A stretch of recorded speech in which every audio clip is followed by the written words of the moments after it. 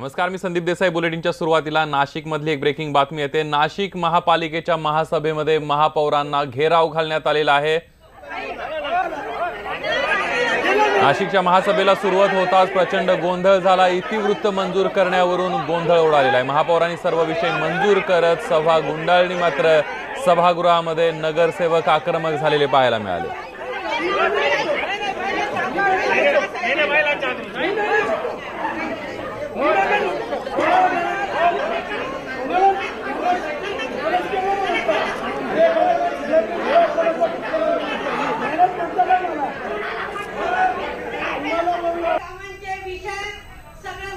आणि याविषयी अधिक बोलण्यासाठी आपल्या सोबत आपले नाशिकचे प्रतिनिधी लक्ष्मण घाटोळ आहेत। लक्ष्मण, प्रचंड गदारोळ झालेला आहे, नगरसेवक आक्रमक झाल्याचं पाहायला मिळाले। नेमका काय सगळा प्रकार झाला महासभेत?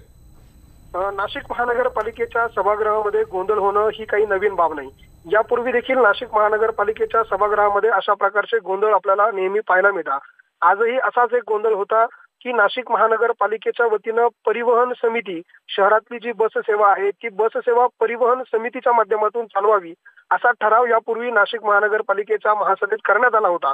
मात्र इतिवृत्तामध्ये सदरचा ठराव बदलून त्या इतिवृत्तामध्ये समितीच्या ऐवजी कंपनी फर्म करावी अशा स्वरूपाचं इतिवृत्त आजच्या महासभेवर मंजुरीसाठी आलं आणि याच इतिवृत्ताला विरोध करण्यासाठी सभागृहातील सर्वच लोकप्रतिनिधींनी, विरोधकांनी आक्रमक पवित्रा घेतला। सभागृहातल्या महापौरांच्या डायसवरती विरोधक धावून गेले, त्यांनी राजदंड पळवण्याचा प्रयत्न केला आणि या सर्व इतिवृत्तामध्ये जो काही कंपनी फर्म करण्याचा विषय आला त्याला कडाडून विरोध केला। हा विरोध होत असताना सभागृहामध्ये विरोधक एकमेकांना भिडल्याचंही एक वेगळं चित्र या सभागृहामध्ये पाहायला मिळालं।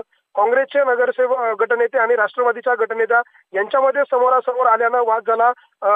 राष्ट्रवादीच्या जे गटनेते होते गजानन शेलार यांचे आणि काँग्रेसच्या ज्या गटनेत्या आहेत हेमलता पाटील यांच्यामध्ये शाब्दिक वादावादी झाली, हमरीतुमरी झाली, एकमेकांच्या अंगावर धावून गेले। ही सभा मॅनेज पद्धतीनं चालवली जाते असा आरोप हेमलता पाटील यांनी केला आणि त्यानंतर विरोधकच एकमेकांमध्ये भिडल्याचं चित्र या सभागृहामध्ये पाहायला मिळालं।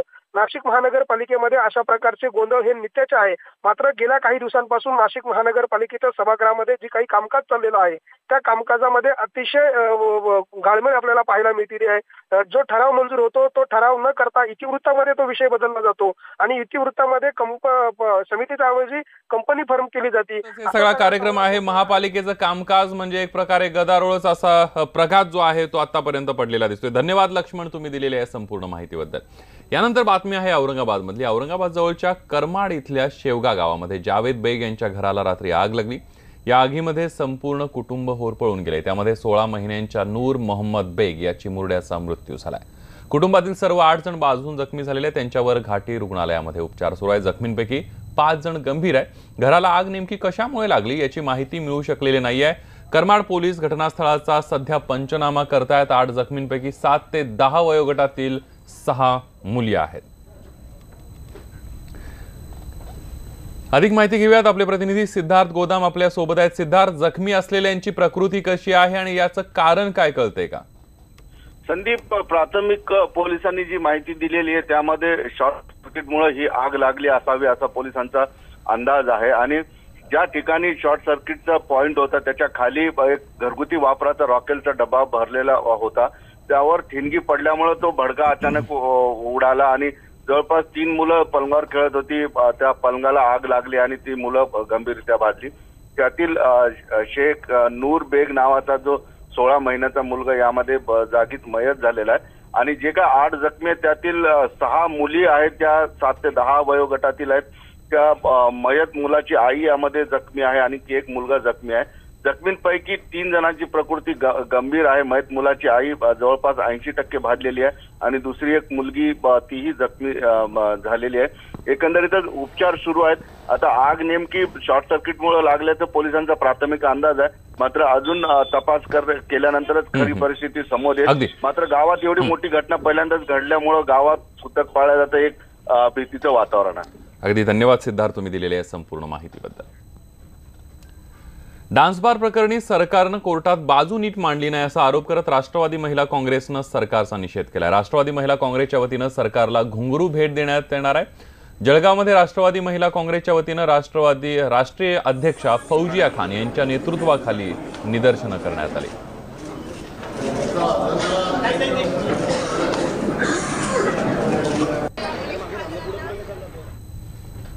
रत्नागिरीतल्या आंबोळगड समुद्राजवळ होऊ घातलेल्या आयलॉग या मोठ्या बंदर प्रकल्पाची जनसुनावणी ग्रामस्थांचा प्रचंड विरोध असतानाही जिल्हाधिकाऱ्यांनी रेटून नेल्यामुळे ग्रामस्थ संतापलेत.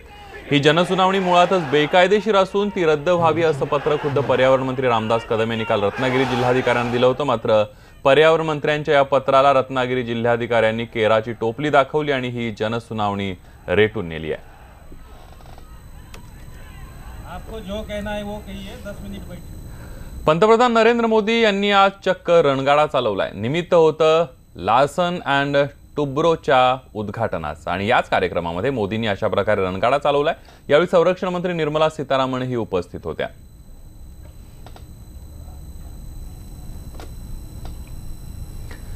आपण ही दृश्य बघतोय. पंतप्रधान नरेंद्र मोदी यांनी स्वतः रणगाडा चालवलेला आहे आणि तिथं कार्यक्रमाला उपस्थित असणारे सगळेच जण अवाक होऊन गेले.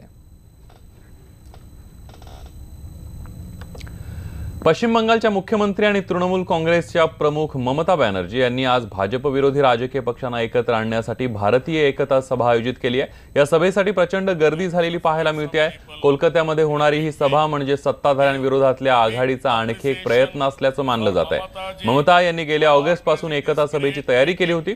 पावसाळी अधिवेशनात ममतांनी संपूर्ण दिवस संसदेमध्ये घालून विविध नेत्यांच्या भेटी घेऊन सभेचं निमंत्रण दिलं होतं.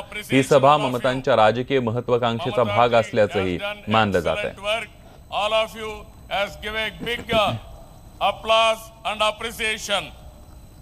तो फेल हो गए, जिन्होंने देश को निराश कर दिया, जिन्होंने जनता को धोखा दिया, जिन्होंने छल किया, जिन्होंने साजिश की, षड्यंत्र किया, समाज में नफरत फैलाई, उसके अलावा अगर कोई दूसरा नाम भारतीय जनता पार्टी पर हो तो वो बता दें कि आप पर दूसरा नाम कौन सा है.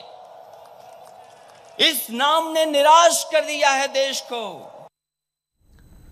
बघूया पुढची बातमी. आध्यात्मिक गुरु भय्यू महाराज आत्महत्या प्रकरणाला नवं वळण मिळालेलं आहे. या प्रकरणी पोलिसांनी 3 जणांविरोधात गुन्हा दाखल करून त्यांना अटक केली आहे. या प्रकरणी आज इंदूर पोलिसांनी पत्रकार परिषदही घेतली. इस घटना के बाद कई उसमें नए तथ्य आए. सभी लोगों के लगभग नए बयान किए गए. लगभग उसमें 125 लोगों से पूछताछ की गई. लगभग अभी तक इस प्रकरण में 28 लोगों के बयान लिए गए हैं, जो बयान ऑफिशियल दर्ज किए गए हैं. उसमें तथ्य सामने आया कि यह मामला, इस पूरे मामले में अभी तक 3 लोगों के विरुद्ध 306 आईपीसी का प्रकरण पाया जाता है.